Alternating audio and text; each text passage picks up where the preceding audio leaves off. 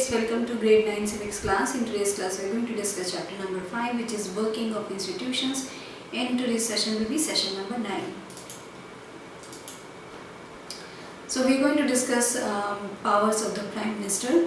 The constitution does not say very much about the powers of the Prime Minister or the ministers और their relationship with each other. तो जो हमारा constitution है, constitution India का जो है वो बहुत ज़्यादा नहीं इस चीज़ के बारे में कहता है या बताता है एनी थिंग अबाउट कि पावर्स क्या होनी चाहिए प्राइम मिनिस्टर की और जो मिनिस्टर्स हैं उनकी क्या पावर होनी चाहिए, एंड ऑल्सो जो रिलेशनशिप है with each other prime minister and minister के साथ ऑल अदर मिनिस्टर्स के साथ. तो constitution doesn't say much about all those things.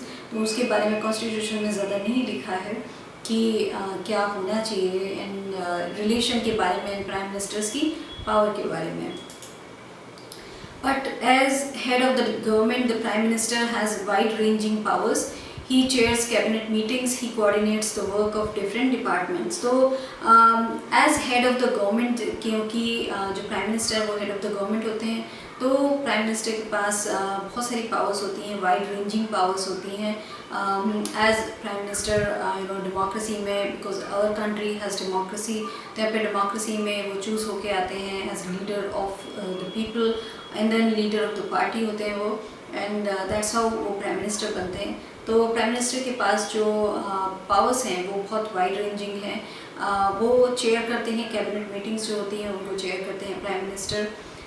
वो कोऑर्डिनेट करते हैं वर्क ऑफ डिफरेंट डिपार्टमेंट्स जो होता है, तो उसको वो सारे जो काम हैं उनको कोऑर्डिनेट करते हैं. तो prime minister has varied kind of जो पावर्स हैं वो हैं, एंड ऑल्सो रिस्पॉन्सिबिलिटी जो है वो होती हैं प्राइम मिनिस्टर के पास. His decisions are final in case disagreements arise between departments. He exercises general supervision of different ministries. All ministers work under his leadership. तो जो प्राइम मिनिस्टर हैं उनका जो डिसीजन होता है वो फाइनल होता है. इन केस अगर डिसएग्रीमेंट कोई भी अराइज होता है बिटवीन जो डिफरेंट डिपार्टमेंट्स हैं उनके बीच में, अगर कोई डिसएग्रीमेंट होगा तो वो अलग अलग जो डिपार्टमेंट का होगा उसको जो फाइनल डिसीजन होगा वो प्राइम मिनिस्टर का माना जाएगा. So if there is any disagreement and if the prime minister takes one decision तो nobody can go against it. उनकी जो जनरल सुपरविजन है डिफरेंट मिनिस्ट्रीज़ की वो देखते हैं प्राइम मिनिस्टर. तो it's just the general supervision की all the ministries are working fine or not and what decisions they are taking. So let's say अगर एक प्राइम मिनिस्टर हैं एंड HRD डिपार्टमेंट में there are lot of changes हो रहे हैं, वहाँ पे कुछ चीज़ें चेंज हो रही हैं, तो prime minister knows about it and he knows कि क्या changes होने वाले हैं. So prime minister is aware and he oversees general जो सुपरविजन होता है वो करते हैं. ऑल जो मिनिस्टर्स हैं वो प्राइम मिनिस्टर की लीडरशिप के अंडर में ही काम करते हैं. The Prime Minister distributes and redistributes work to the ministers. He also has the power to dismiss ministers. When the Prime Minister quits, the entire ministry quits. So Prime Minister जो है वो distribute करते हैं and redistribute करते हैं work जो ministers को होता है उनको, and he also has the power to dismiss any minister जो हैं उनको dismiss करने की power होती है. So let's say we can take an example कि जिस तरीके से Narendra Modi ji he is prime minister for country and उन्होंने HRD मिनिस्ट्री जिनको दी, अगर उनको नहीं पसंद आया HRD मिनिस्टर किस तरीके से काम कर रहे हैं तो वो उन्होंने उनको निकाल भी सकते हैं, डिसमिस कर सकते हैं, एंड ऑल्सो वो चेंज भी कर सकते हैं कि जो अगर कोई मिनिस्टर था HRD मिनिस्ट्री में उसको वो टेक्सटाइल मिनिस्टर भी बना सकते हैं. इफ़ ही सीज़ की जो HRD मिनिस्ट्री में काम सही से नहीं कर रहे हैं तो वो मे बी उनको एक तरीके से डिमोट कर देंगे एंड देन कोई और मिनिस्ट्री दे देंगे जो उतनी ज़्यादा ज़रूरी मिनिस्ट्री नहीं है. So all ministries are not that वो कुछ मिनिस्ट्रीज़ हैं जो बहुत ज़्यादा पावरफुल हैं, उनके लिए बहुत जो अच्छे लीडर्स होते हैं वो होते हैं, एंड देन सम मिनिस्ट्रीज़ जो उनका इतना काम नहीं होता है या इतना इंपॉर्टेंस नहीं होती है. So that is how prime minister keeps distributing and redistributing ministries जो होती हैं वो करते हैं. And also he has the power कि वो डिसमिस किसी भी मिनिस्टर को एंड किसी भी टाइम। जब प्राइम मिनिस्टर क्विट करते हैं, if any prime minister quits, तो उनके साथ पूरी एंटायर मिनिस्ट्री जो होती है वो भी क्विट करती है। सो ऑल द मिनिस्टर्स जो स्वेरिंग इन होती है जिनकी प्राइम मिनिस्टर के साथ, और इधर बाद में भी होती है, but they are part of that prime minister के साथ सारे मिनिस्टर हैं, उनकी कैबिनेट में हैं या काउंसिल ऑफ मिनिस्टर हैं। तो if the prime minister will quit, then all the other minister will also quit. Thus, if the cabinet is the most powerful institution in India, within the cabinet it is the prime minister who is the most powerful. तो ये हम लोग इस तरीके से समझ सकते हैं कि कैबिनेट जो है वो मोस्ट पावरफुल इंस्टीट्यूशन है इंडिया में, because they take all the decisions on behalf of जितने भी सिटीजन्स ऑफ इंडिया हैं, उनके बिहाफ पे वो सारे डिसीजंस लेते हैं। वन टाइम इलेक्शन होता है एंड देन हम चूज़ करते हैं उनको लीडर्स फॉर आवर सेल्फ कि वो जाके हमको रिप्रेजेंट करें। तो दैट इज़ वाई वो जाके हम लोग को रिप्रेजेंट करते हैं। So they are the most powerful institution in India. But अगर हम देखें विद इन द कैबिनेट, अगर हम लोग देखें तो प्राइम मिनिस्टर जो है he is the most powerful, because he has the power कि वो कभी भी मिनिस्टर्स को बोल सकते हैं कि आप दूसरी मिनिस्टर में चेंज हो रहे हैं, या फिर वो उनको क्विट करने के लिए भी बोल सकते हैं।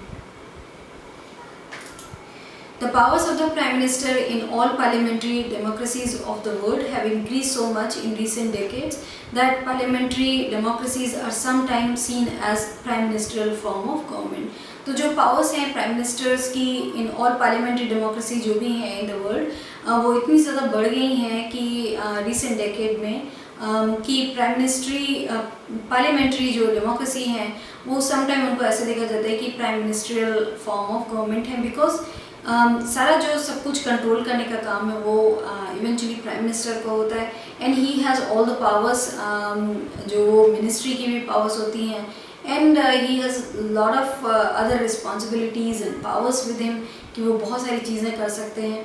So that is why sometimes it is seen as prime ministerial form of government. As political parties have come to play a major role in politics, the Prime Minister controls the cabinet and parliament through the party. तो as जो political parties हैं वो play करती हैं major role एक politics में, तो Prime Minister जो है वो control करते हैं cabinet को and parliament को भी through the party. So party के through वो control करते हैं cabinet को और parliament को। The media also contributes to this trend by making politics and elections as a competition between top leaders of parties. तो जो मीडिया है, whether it is print media या TV है, कोई भी मीडिया है, वो भी contribute करता है इस ट्रेंड को कि वो by making politics and election जो है as a competition वो दिखाते हैं between जो top leaders of the parties होते हैं।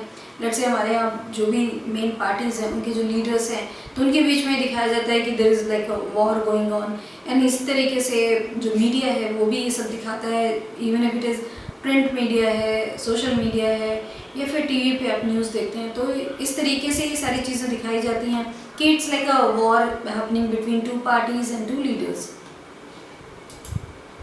In recent years, the rise of coalition politics has imposed certain constraint on the powers of the Prime Minister. The Prime Minister of a coalition government cannot take decisions as he likes. तो recent years में rise हुआ है coalition politics का, and उसकी वजह से there are a lot of certain जो constraint है वो impose हुए हैं on the powers of Prime Minister, because of having in a coalition government होती है, तो it's not a the Prime Minister is also not a clear winner, because वो एक पार्टी नहीं है, is coalition of a lot of other parties too. It could be two parties, could be more than two parties. So that is why जो Prime Minister की power है उसमें भी थोड़ा constraint आ जाता है, because he has to listen to other parties too. उनको दूसरे parties की भी बात सुननी पड़ती है। तो Prime Minister of a coalition government जो होता है वो decision वो नहीं ले सकते जो वो चाहते हैं, बिकॉज उनको दूसरे पार्टी से भी पूछना पड़ेगा। अगर वो लोग नहीं तैयार हैं तो he can not take any decision on his own. He has to accommodate different groups and factions in his party as well as among alliance partners. तो उनको एकोमोडेट करने पड़ते हैं, डिफरेंट जो ग्रुप्स हैं, डिफरेंट पार्टीज़ हैं, उनकी जो सोच है वो उनको उन सबको लेके साथ में चलना पड़ता है, because it's a coalition government, तो उनको सबको साथ में लेके चलना पड़ेगा, otherwise they can take their support back, अपना सपोर्ट वापस ले लेंगे, देन प्राइम मिनिस्टर को क्विट करना पड़ेगा and that's how whole ministry will quit. He also has to heed to the views and positions of the coalition partners and other parties on who support the survival of the government depends. तो उनको also जो views हैं, जो positions हैं coalition partners की, उनको भी ध्यान में रखना पड़ता है, या जितनी भी other parties हैं coalition में, because उनके support के बिना his government cannot survive. If they take the support back, तो उनकी government जो है वो गिर जाएगी. That is why he has to listen to all of them. वो कोई भी decision जो है अपने आप नहीं ले सकते हैं. So उनके जो powers हैं वो बहुत कंस्ट्रेंट हो जाती हैं इफ़ वो एक कोalition गवर्नमेंट है. But it is the trend आजकल का हो गया है कि कोalition गवर्नमेंट बनती हैं बिकॉज एक पार्टी को क्लियर मेजॉरिटी जो है वो नहीं मिलती है. So that's all we have discuss in this session कि किस तरीके से प्राइम मिनिस्टर की क्या पावर्स हैं एंड उनकी जो मिनिस्ट्री है वो किस तरीके से चलती है. So that's all we have discuss in this session. Thank you.